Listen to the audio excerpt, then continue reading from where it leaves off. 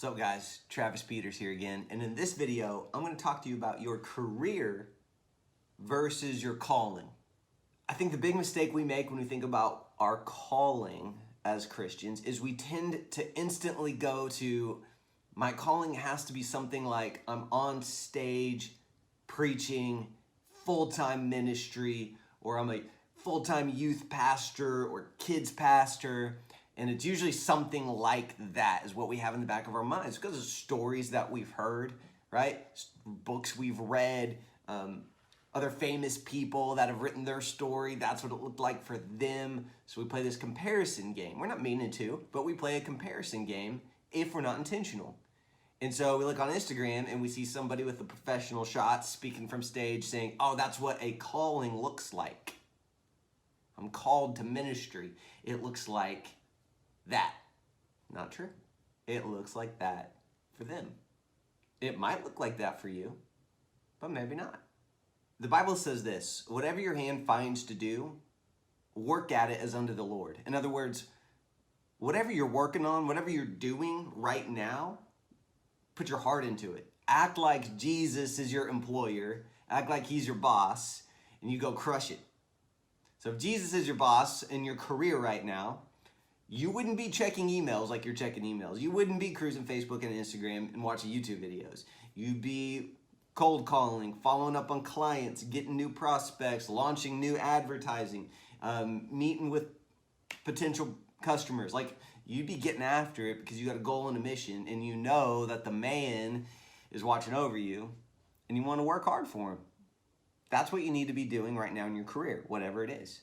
At the same time, if you are miserable in what you're doing, you need to own that too for a minute and be like, why am I working here? And be real with yourself. Be honest with yourself. A lot of this life, if you guys want to level up in life, big key, being honest with yourself.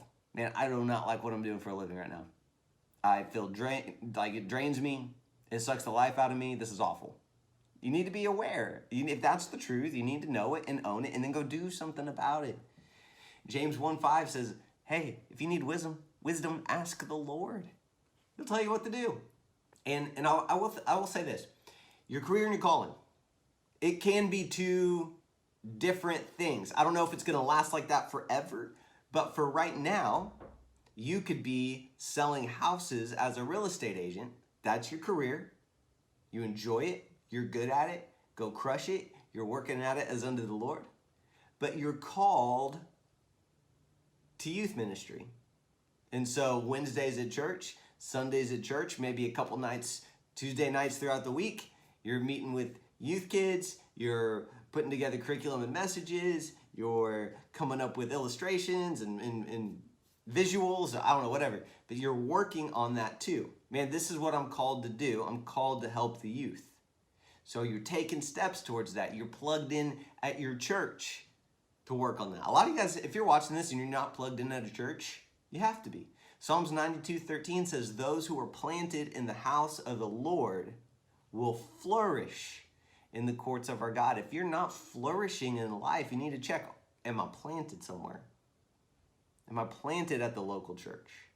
Hebrews 10:25 says, don't neglect. One translation says, don't despise the assembling of yourselves together, because it's needed to encourage one another. So you need to be assembling yourselves. You need to be plugged in and planted at a church. And again, that goes, it's as simple as this. All right, Lord, where do you want me and my family to serve?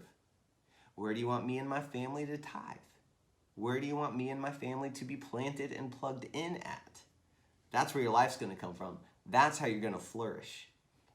If you're not doing that, you need to fix it. You will, if you don't, I'm going to be real with you. That's why you guys like me. That's why you like my channel. That's why you listen to my stuff. Is because you're like, Travis, thanks for being real with me. No one else is like punching me in the gut like this. If you're not flourishing in life, you need to check, am I planted? That doesn't mean just attending a church. It definitely doesn't mean attending a church once a month. Am I planted? Which means in order for me to leave, I'd have to be uprooted. And that's a pulling to get out of here. Am I planted in the house of the Lord? And a lot of you guys, are going to discover your purpose and your calling through serving at your local church. All of your callings are going to be involved to help other people. That's what you're called to do. It's God set up this cool system where when we all do what we should be doing, when we all are working and living on assignment, everybody gets helped. Everybody grows. It's your calling, your gift, your mission, your assignments for other people. It's not for you. You benefit from it because you'll feel fulfilled, which is fun. It's the best feeling there is. It's the feeling we're all chasing, is fulfillment. And God's divine plan made it when you do your thing, you feel fulfilled. I want you to feel that way so that you'll keep doing it and keep helping more people. It's genius. So we got to be plugged in and we got to be planted at a church so that we can operate in the thing we're called to operate in. Now, some of you guys are meant to just go crush it in business. And that is a lot of your ministry, okay? You're supposed to crush it in your career and become number one and climb the mountains and break the records and on and on and on. And then we use that success and influence.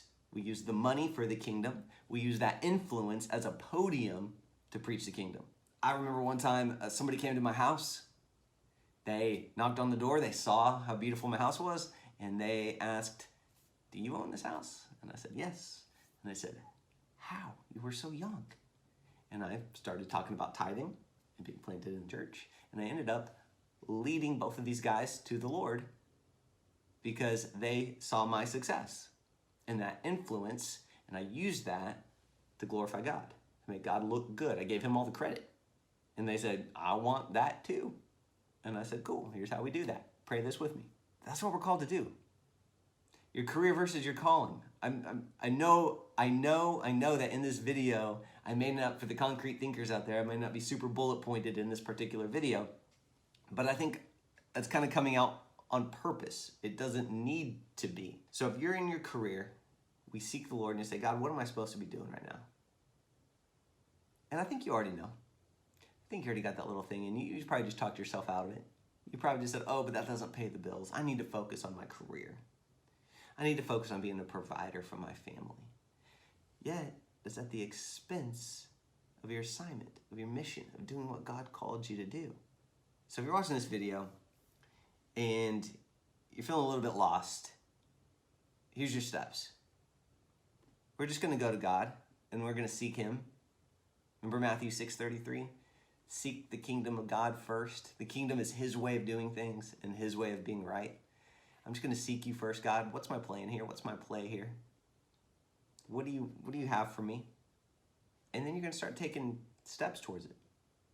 You're going to obey whatever he tells you to do. He wants you to win. He wants you in your thing. Because when you're in your thing, life gets really, really good for you and really, really good for all the other people you're going to impact. You got to be planted at a church. You got to be plugged in. Your calling and your mission is going to be attached to that. There's going to be something there. Again, it might not be preaching from stage, but there's going to be a part that you play in the local church.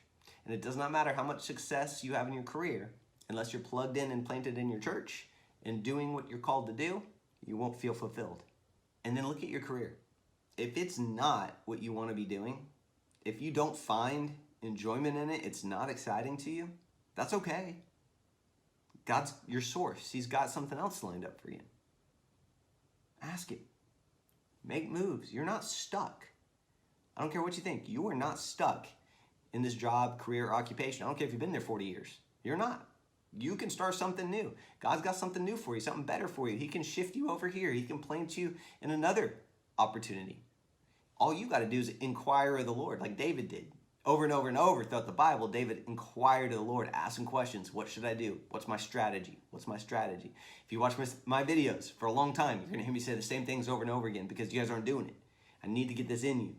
Ask God for the play, for the strategy, for the next step. He'll give it to you. And then we got to take action on it. He'll give you the wisdom. Just ask him for it. Don't wait another day to do this. If you're watching this on your lunch break, turn the video off and ask God right now on your lunch break.